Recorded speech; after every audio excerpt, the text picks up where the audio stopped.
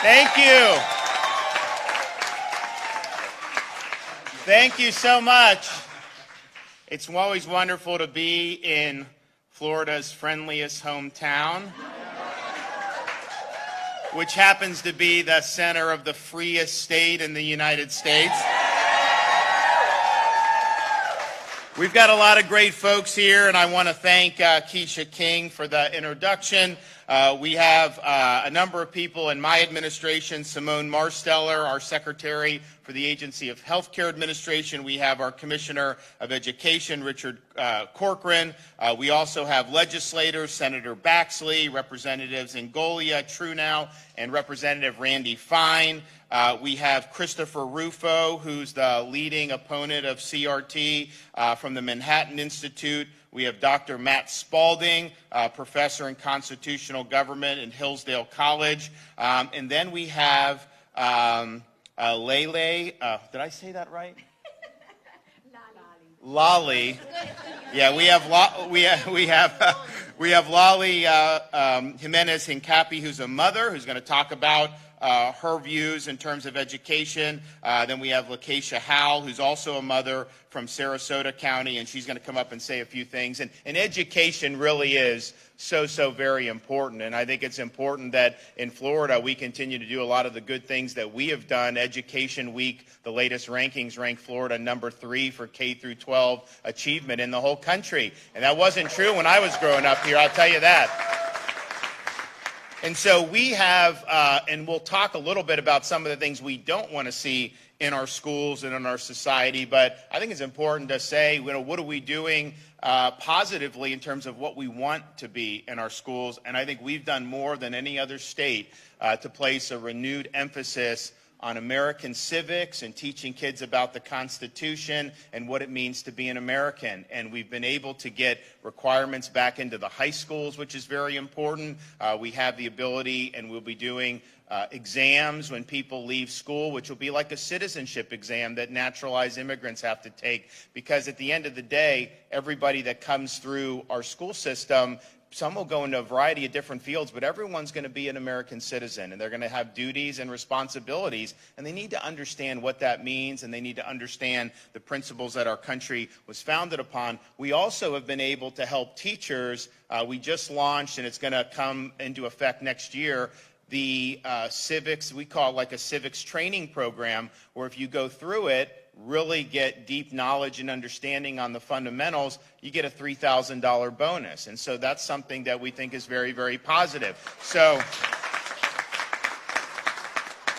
we want all our students to understand, why was our country founded? What were some of the key ideas that made us different? I mean, for example, our founding fathers said that we are endowed by our Creator with unalienable rights. The rights do not come from government.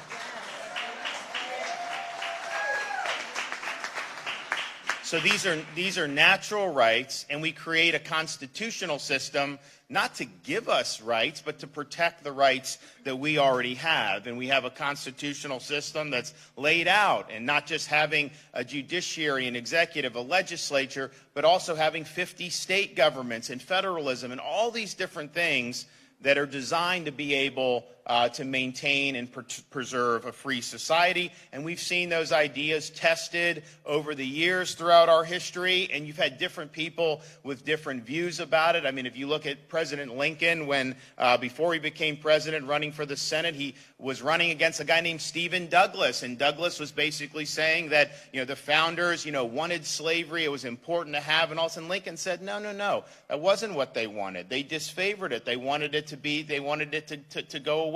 They created the Declaration of Independence to say everybody had rights. And so Lincoln prevailed ultimately in that debate once he became elected president. And then you look at what people in our country have done, defeating Nazism in World War II, when the world really hung in the balance. And that was America that did it. And they did it because they believed in having a free society. You think about what MLK stood for. He said he didn't want people judged on the color of their skin, but on the content of their character. You listen to some of these people nowadays, they don't talk about that. And then more recently, it was the United States that was able to win the Cold War and defeat Soviet communism. Now, I think that there's more of these people coming out of the woodwork than we ever thought nowadays, which is unfortunate. And there's a lot of problems with Marxism in our hemisphere, and we see what's going on with authoritarian countries like China. But nevertheless, people thought that we wouldn't be able to beat the Soviet Union, and we did it. And so these are really important things that people need to have a great understanding of.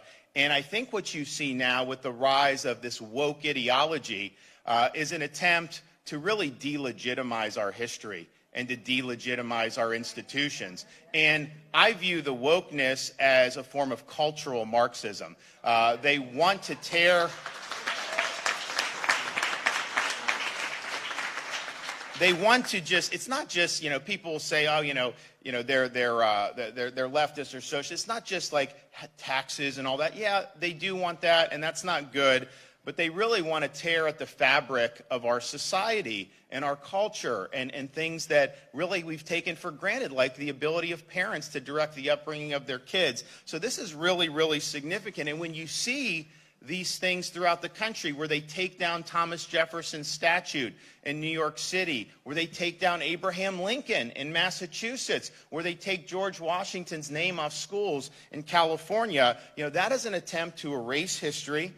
They want to delegitimize the founding of the country and the institutions, and they basically want to replace it with a very militant form of leftism that would absolutely destroy this country if that ever took hold. And so we have a responsibility to stand for the truth, to stand for what's right, and we're doing that, and we've put more resources and emphasis on teaching civics, on teaching people about American history. But we also have to protect people and protect our kids from some very pernicious ideologies that are trying to be forced upon them all across the country. So earlier this year, I directed the Florida Department of Education to prohibit critical race theory in our K through 12 schools.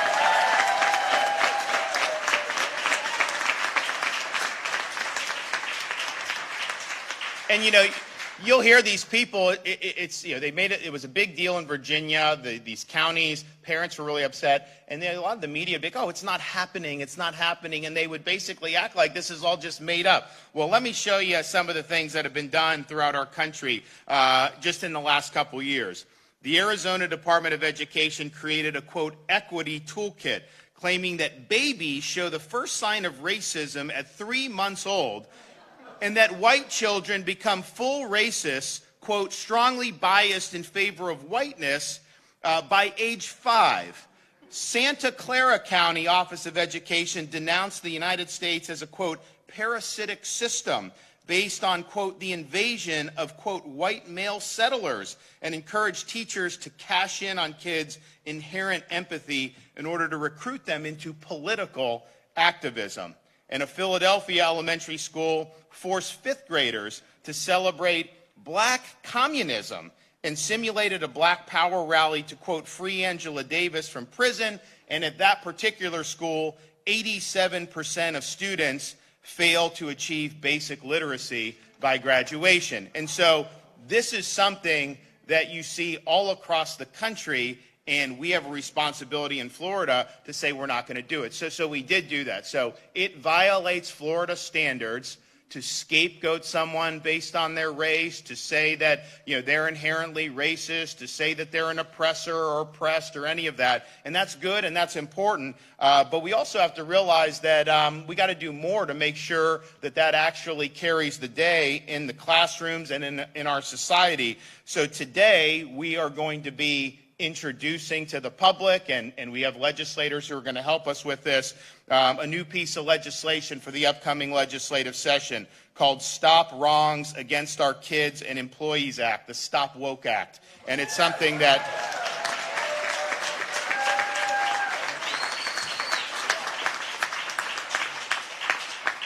and this will do a number of things that are very important. One, it will put into statute the Department of Education's prohibition on CRT in K through 12 schools. No taxpayer dollars should be used to teach our kids to hate our country or to hate each other.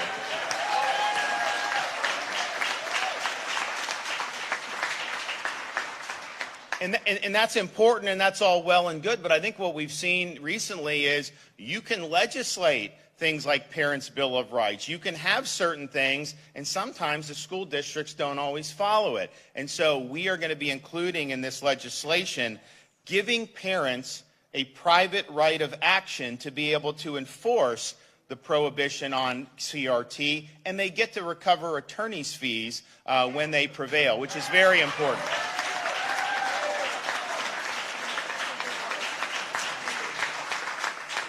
And yes, there will be a fortified ability for the State Department of Education to hold people accountable, but honestly, the parents know best what's going on, and they're in the best position to be able to do it. And here's the thing, a lot of times these people will fear lawsuits more than a fine from the State Department of Education, because when you do a lawsuit, you get discovery, and you're subject to that. And when they say they're not doing CRT, and then you have all this information showing that they are doing it, it really is an uncomfortable position for them. So I think that gives parents the ability to go in and ensure that our state standards are being followed, and I think it's something that needs to be done.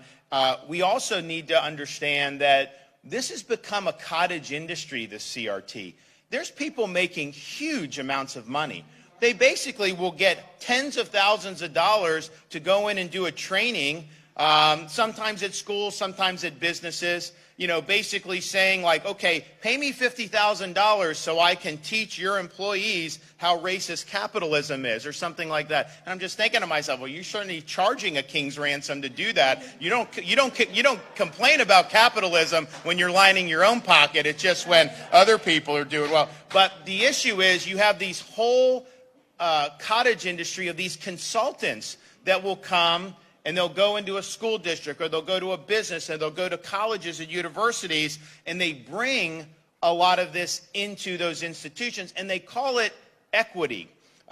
Just understand, when you hear equity used, that is just an ability for people to smuggle in their ideology. Because we don't need to have these terms. We have society based on equality, where you're treated equally regardless of your upbringing, regardless of your race. You have the same rights and privileges as anybody else. Equity is used to put the thumb on the scale in favor of their ideology. And so that's where you get things like CRT and a whole host of other things. So our legislation will defund any money for K-12 or higher ed going to CRT consultants.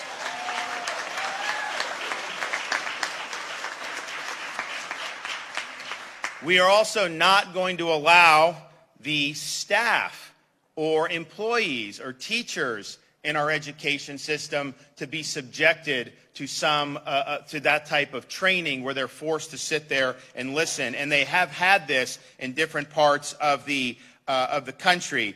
The San Diego Public Schools did a training where they accused white teachers of being colonizers on stolen land and told them, quote, "You are racist," and quote, "You are upholding racist ideas, structures, and policies." And they recommended that the teachers undergo, quote, "anti-racist therapy." So this is wrong when it's done to our kids, but it's also wrong to force employees to have to go through that. So you are not going to have that in any school in the state of Florida, which is good.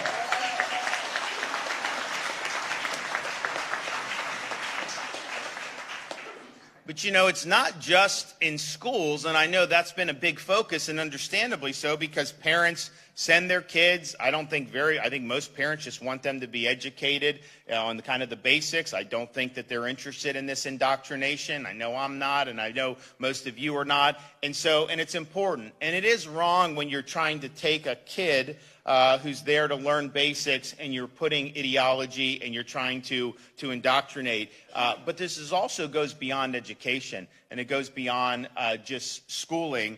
And it really has become something that is being utilized by corporate America to, I think, create hostile work environments for many of their employees. And you look at what some of these big companies have done in recent years. Bank of America has had training teaching that the United States is a system of, quote, white supremacy, and encourages their employees to become woke at work. Verizon has taught employees that America is fundamentally racist, and they've even promoted defunding the police.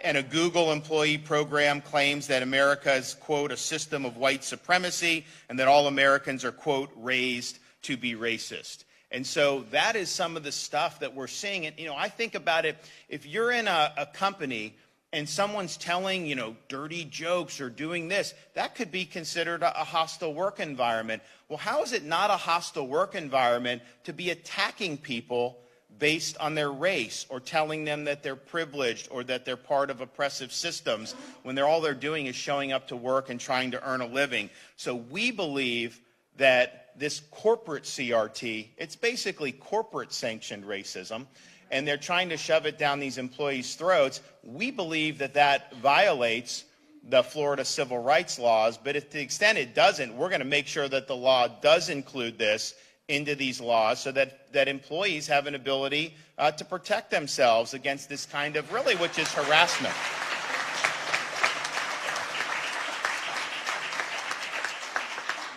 And some of these companies, you just think about like what goes through. A lot of this is virtue signaling. They don't want to be criticized on Twitter or by the mob or something like that. But, you had a lot of these companies, last year when we had the protests and the rioting, they were supporting a lot of these organizations. BLM is a radical organization. They were pouring millions of dollars into it. Now they're all concerned because that ideology has been put into place in places like San Francisco and these other places where they don't prosecute people stealing things out of the stores. So they want Congress now to come in and say, hey, stop the smash and grabs. Well, they're partially responsible for creating an environment by having these people elected to office. So we think the corporate CRT is just wrong. We do not want any workers in Florida to be subjected to this, and we're going to make sure that is the case. And so if you look at what we've done in Florida, we've basically just stood for opportunity for everybody. If you look what we've done in education, we've expanded opportunity to folks that have never had the opportunity we've had now. You look at the different folks here who are all united in not having either state-sanctioned or corporate-sanctioned racism in our state. But this is something that's significant, and they've tried to act like it's not happening, and you'll have media who will say that this doesn't happen, even though we have all these examples. And you should hear Rufo. He's got many, many more examples of this. So it is happening, and I think we have an ability to just draw a line in the sand and say that's not the type of society that we want here in the state of Florida. We want people treated equally. We don't want ideology.